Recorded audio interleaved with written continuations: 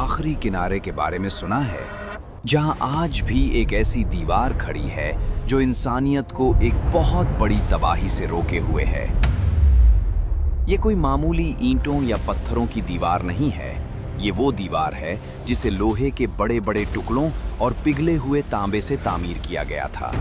इस दीवार के पीछे हजारों सालों से एक ऐसी मखलूक कैद है जो अगर आज बाहर निकल आए तो जमीन का सारा पानी पी जाए और हर जी रूह को खत्म कर दे।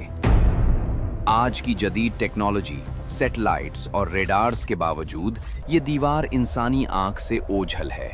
ये कहाँ है, इसे किसने बनाया और इसके टूटने का वक्त क्या है? ये दास्तान सिकंदर आजम की नहीं है, ये कहानी है उस अजीम बादशाह की जिसे कुरान ने जुल्करनैन कहा। वो मुसाफिर जिसने सूरज के डूबने और निकलने की जगहों को अपनी आंखों से देखा और जिसने लोहे और आग का इस्तेमाल करके तारीख का सबसे बड़ा कैद खाना तामीर किया। तारीख में कई बादशाह गुजरे हैं जिन्होंने दुनिया फतह की, मगर जुल्करनैन जैसा कोई न था।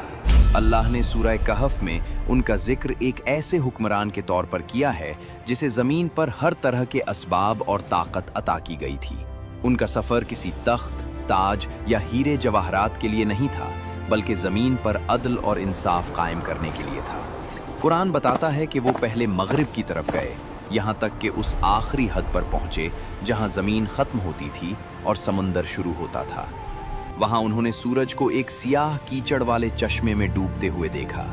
फिर वो मशरिक़ की तरफ गए, जहाँ एक ऐसी कौम थी जिनके पास सूरज की तपिश से बचने के लिए कोई इमारत या साया न था।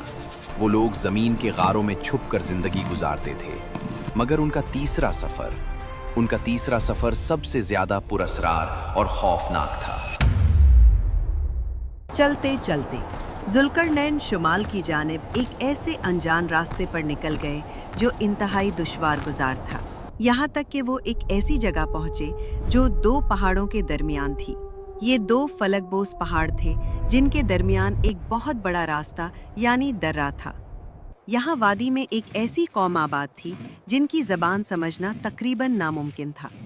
वो दुनिया से कटे हुए, खौफजदा और सहमे हुए लोग थे। जब उन्होंने जुल्करनैन की अजीमुश्शान फौज, उनकी ताकत और उनके पास मौजूद जदीद औजार देखे तो उन्हें उम्मीद की एक करन नजर आई। उन्होंने अपनी टूटी फूटी ज़बान और इशारों में जुल्करनैन को समझाया कि इन पहाड़ों के उस पार कोई इंसान नहीं बल्कि एक आफत बस्ती है, याजूज और माजूज। ये याजूज और माजूज कौन थे? रिवायात के मुताबिक ये इंसानों ही की नस्ल से है, मगर फसाद उनकी फितरत है। उनकी तादाद चींटियों और टिड्डी दिल की तरह बेशुमार है। इस कौम ने जुल्करनैन को बताया कि ये मखलूक पहाड़ों की बुलंदियों से ऐसे उतरती है जैसे सैलाब का पानी। ये जिधर से गुजरते खेतों को चट कर जाते।